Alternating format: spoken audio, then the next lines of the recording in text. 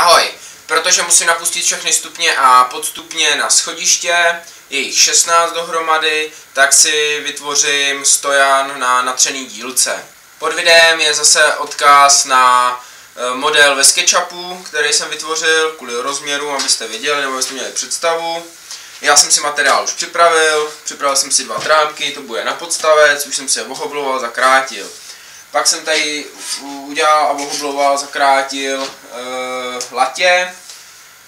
Je to vyřízlý ze středu fošny, je to popraskaný, hodně popraskaný, jo, ale prostě bylo mi to škoda spálit a na tento účel to je úplně dostačující. Tak, začneme rozkreslením dlabu na podstavce. Já to zakrátil na dílku 110, takže střed je 55. Latě jsem na šířku vyhobloval 74, prostě co to dalo, takže polovina je 37, takže na každou stranu. Můžeme to kreslit zároveň, protože ty trámky jsou stejný. Nechci, aby tady, kdyby nám ujel vrták u dlabačky, stane se to, předete si čáru, tak je dobrý ten čep taky osadit, takže já si na každé straně ještě osadím 2 mm.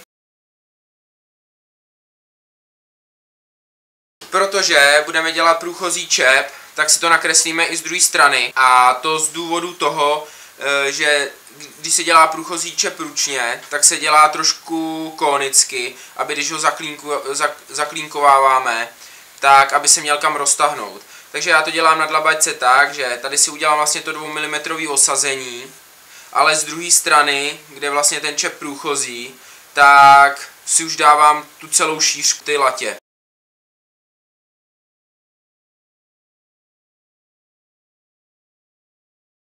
Musíte najít střed.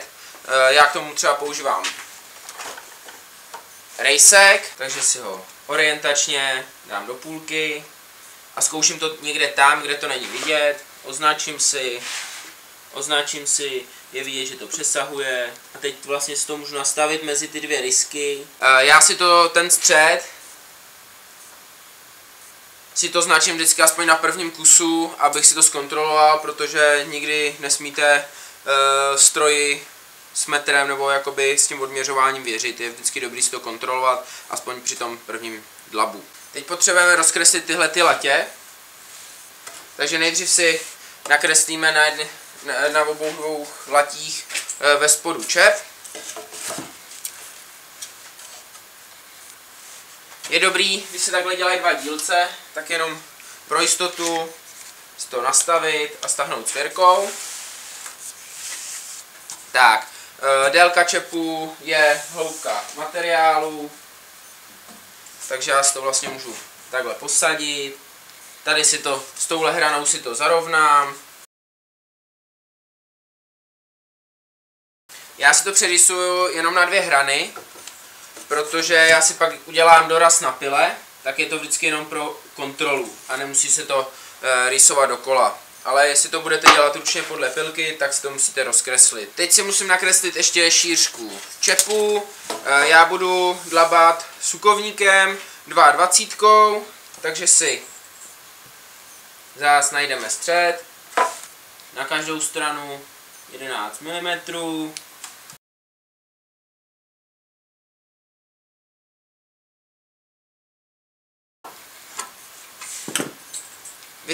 Jestli to budete dělat ručně, tak si to musíte nakreslit ze všech stran. Já to budu vyřezávat na pile, takže mě to takhle stačí. Teď následně si ještě rozkreslíme otvory na tyčky, na který vlastně pak já budu posazovat dílce. Pro přesnost a pro jednodušení, aby jsme to nakreslili 2krát, tak si to stáhnu svěrkou, s kontrolou zarovnání. Dobrý. Tak, já budu mít ty otvory na ty tyčky po 6 cm. První dám po 3 a pak vlastně už a pak už po 6.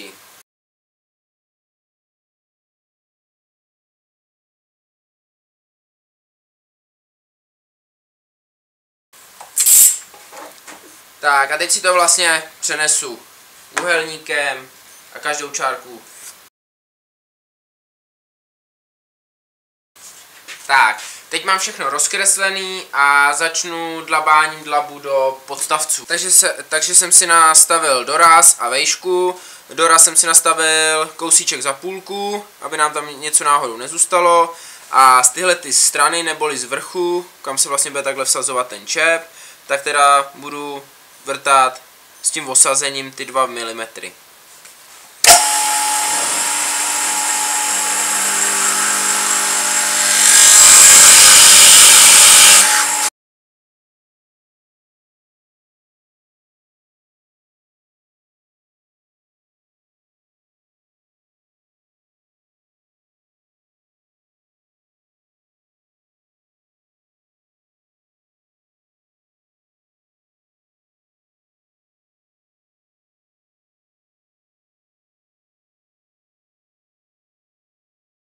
Tak, následně si vyřežu čepy.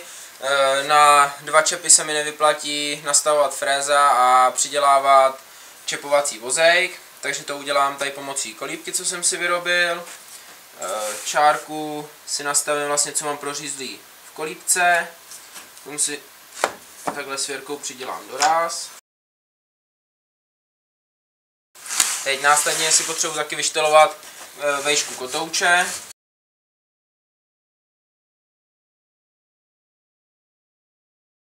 Nejdřív to říznu na jakoby pokus a z obou stran jenom kousíček, vyzkouším, jestli mě to sedí do dlabu a pak vlastně to vyřežu.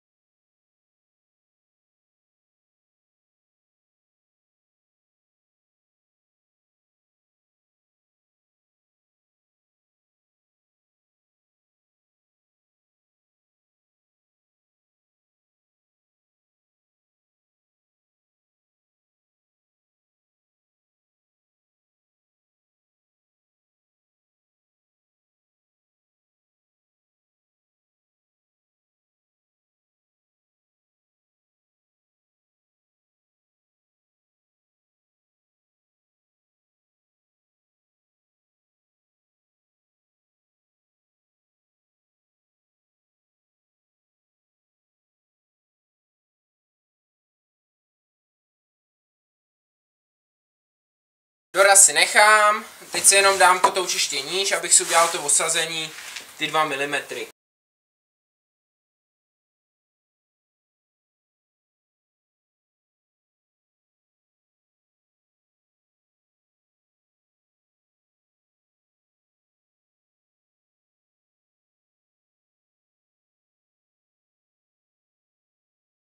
Protože jsem měl úplně minimální úběr, tak jsem si mohl dovolit normálně jezdit. Do vrtačky jsem si dal 20 sukovník, protože mám bukový kolíky 20. A teď vlastně vyvrtám ten raster na upínání. Tady jsem si přidělal pravítko, nastavil jsem si to, abych to měl přesně ve středu, takže vlastně nic nemusím řešit, jenom vždycky vzdálenosti těch děr. Budu dělat průchozí díry a bude to chvilku trvat.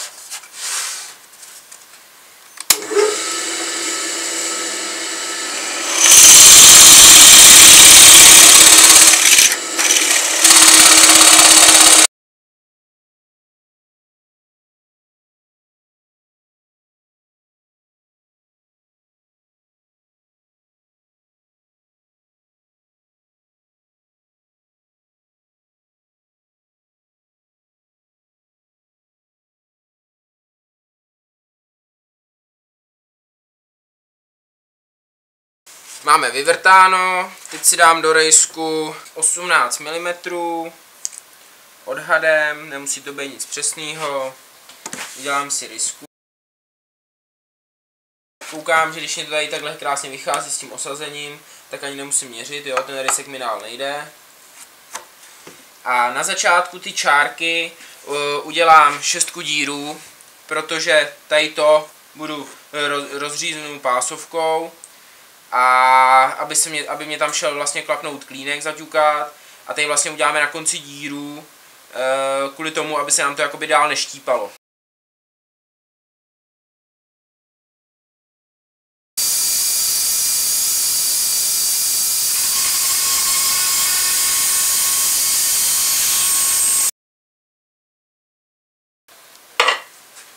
Tak, teď už nám zbývá jenom zakulatit ty čepy, aby nám šly vlastně do toho otvoru.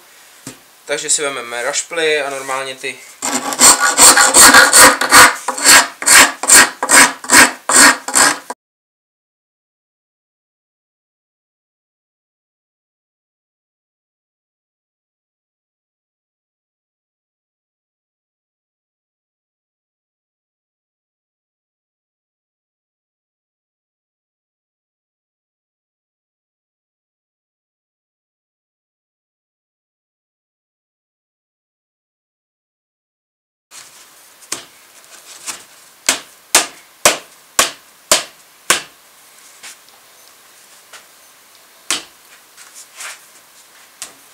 tak, takhle nám to krásně sedí.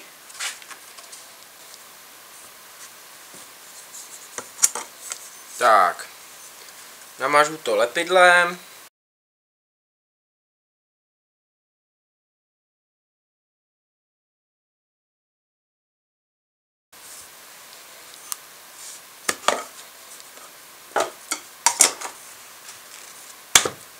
Narazíme. Teď mám připravený jasanový klínky. Trošku máznu jenom vepředu.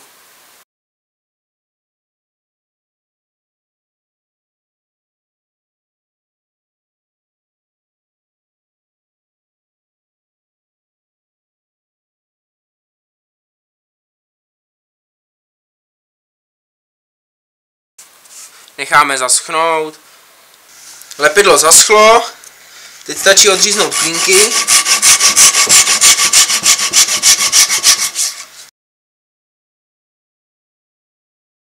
Potom, co jsme uřezali klínky, tak jsem si uřízl takový kusy prkínek.